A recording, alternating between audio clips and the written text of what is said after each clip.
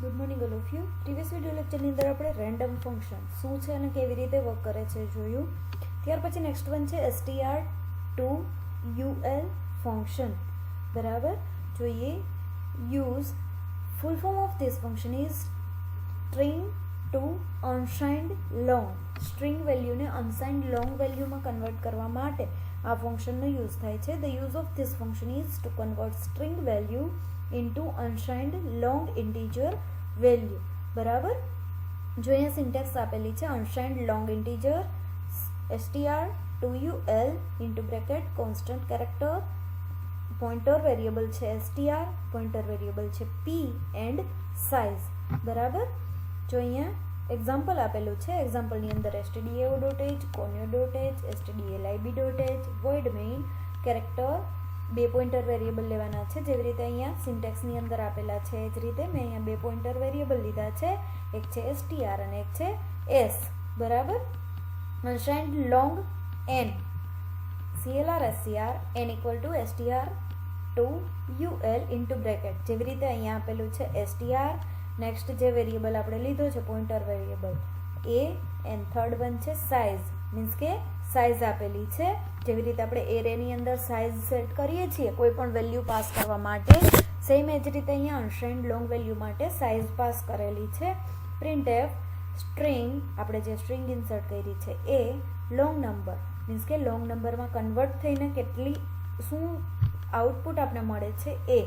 બરાબર, એ રીતે વેલ્યુ આપેલી છે ને ગેટ નો યુઝ કરેલો છે. આ સેમ પ્રોગ્રામને આપણે ટર્બોસીની સ્ક્રીન પર રન કરીને જોઈએ.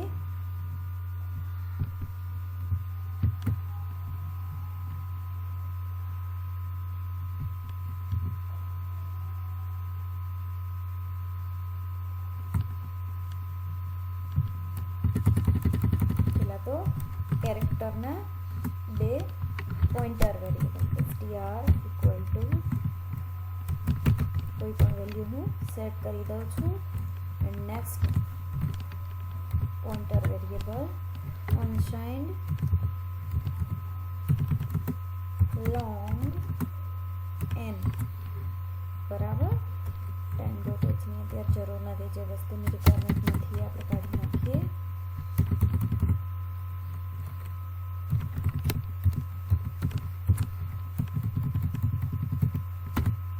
ત્યાર પછી હવે શું કરવાનું છે તો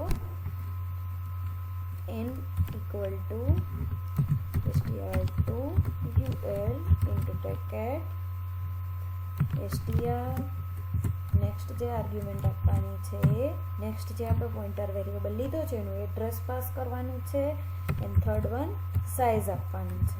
બરાબર, સાઇઝ તમે તમારી રિક્વાયરમેન્ટ મુજબ કોઈ પણ આપી શકો છો. printf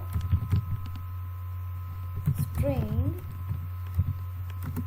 %s long number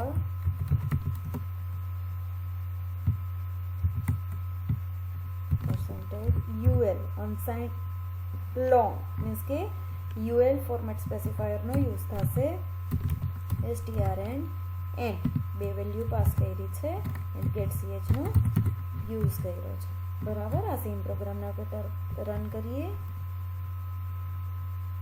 જો તમે જે વેલ્યુ આપી છે એને લોંગ નંબરમાં કન્વર્ટ થઈને તમને ડિસ્પ્લે થાય છે. લાસ્ટમાં તમને l લખેલો મળે છે. બરાબર, તમે કોઈ પણ વેલ્યુ અહીંયા સેટ કરી શકો છો તમારી રિક્વાયરમેન્ટ મુજબ. હું જે વેલ્યુ આપીશ એની મને લોંગ વેલ્યુ ડિસ્પ્લે કરશે. બરાબર, તો આ રીતે str2 unsigned long function work કરે છે.